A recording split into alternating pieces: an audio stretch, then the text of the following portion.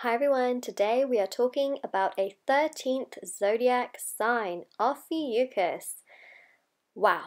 Okay, let's get into this. I feel like there's so much information to cover, and I wanted to do a voiceover just so that I could also show you some visuals in regards to images. We can just put everything into perspective. And a lot of people have been asking me, they're like, Moonlight, I know you do the 12 zodiac sign readings, but hey, can you please shed some insight into this? What do you think? Should I be a different sign? Has my sign changed? Am I Ophiuchus? And if so, what does it mean? What does this sign mean? Does it exist? Should I be watching this as my sign? Like what should I do? And so here I'm going to tell you my perspective. Please remember, this is my perspective, this is what I believe, but I'm also going to be giving you some information in regards to this sign.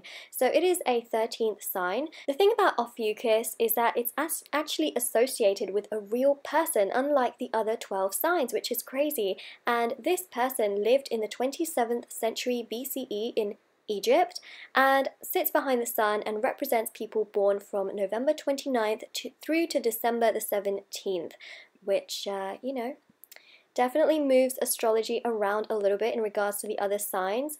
And modern astrology is not the most accepting to this sign, and we'll talk about that as well. I think it's also very important to mention that this sign does not have an opposite. Every zodiac sign has an opposite, and this one definitely doesn't, so it's very different in that regard. Now this sign actually lays right between Scorpio and Sagittarius, and so do the traits for the sign as well. So if you're an Ophiuchus, you're essentially represented by a man clutching a serpent, and serpents are actually to do with the human ego. It's about accepting and not destroying. Now you've got the sign sitting right near Scorpio, and you've got some similar traits as I mentioned. Scorpio is known for transformation. Ophiuchus has similar transformative energies, but goes into deeper aspects of life and higher states of being, and even relates to medicine. So as you can see, it goes much, much deeper than just transformation. It's also about healing. Once we have accepted those aspects, we become healed. It also has a lot to do with redemption.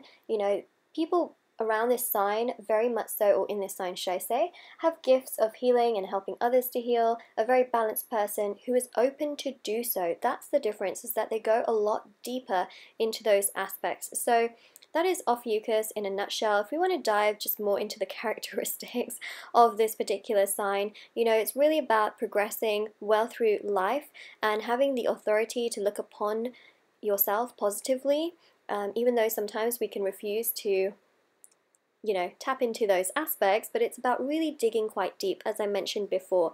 And it's also about having a thirst for wisdom and knowledge. And even though this is a 13th sign, the lucky number for this sign is actually number 12. And those actually a part of the 13th sign are known to be extremely passionate and a very go-getter mentality. It's known to also be like a double-edged sword in many ways. So Ophiuchus has many wonderful qualities. It is also a jealous type, not gonna lie, secretive, wild temper, but also introverted, believe it or not. So it's got lots of characteristics for sure. And if an Ophiuchus fears or mistrusts you, they will shun you. It's that kind of an energy, but really digs very deep, which is why a lot of these energies also come to the surface. So with that being said, we've really talked about the characteristics of this particular sign, but now we should talk about modern astrology. And if you feel like you're an Ophiuchus, like what should you do about it? Or if your sign has changed in any way, shape or form, what should you do? So let's talk a little bit about my perspective on things as well. So first of all, Ophiuchus has its own constellation. It's regarded as a constellation and not a sign. Therefore, it has been said to stick with the 12 that we already know of. The other thing as well is that modern astrology kind of rejects the idea of Ophiuchus. And even though it does create a lot of shifts and changes in terms of the astrological signs, as you can literally see here, right, things do change and switch up quite a bit. First of all, it doesn't exist in the old and modern astrology systems officially, but unofficially and in some esoteric circles it does exist, as we know of. Ophiuchus does not have an element. That's right, there's no fire, water, earth, or heir to this sign. And if it were to be totally implemented, it will change the old systems with some degrees, and modern astrology does not like this. It's important to put emphasis on the does not like this part. It's a sign that corresponds with spiritual awakening and Kundalini serpent force. So it's a major importance, to be honest, because it's so subtle and important only to spiritual practice and not to people that have intense worldly desires. It's being neglected, but it's neglected because of this. The tarot card that corresponds with this sign is the Major Arcana of the World card, which is also the Major Arcana of ultimate enlightenment and the ending of one's spiritual journey. Even if the spiritual journey is never finding the mediator, has reached some form of samadhi, nirvana, or satori state, and he can enjoy the entire existence looking at it through the eyes of the eternal. So yes, it's a very important sign, but people do not use it because of the mentioned issues.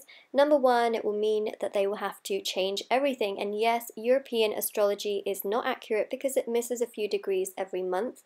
It's accurate to a certain point, but certainly not perfect. The Vedic astrology is way more accurate and correct upon the degrees of every zodiac sign. So basically, stick to what we have now unless there is a big change, or simply go by Vedic astrology for your sign readings. I think that's also quite an important thing to mention as well. You can always work out what your Vedic sign is. So personally, I would say stick to what we have now. There isn't necessarily a big reason to change what we've already got, and to many aspects or many degrees, people already resonate with their sun sign or their moon sign or their rising sign that we already have in place.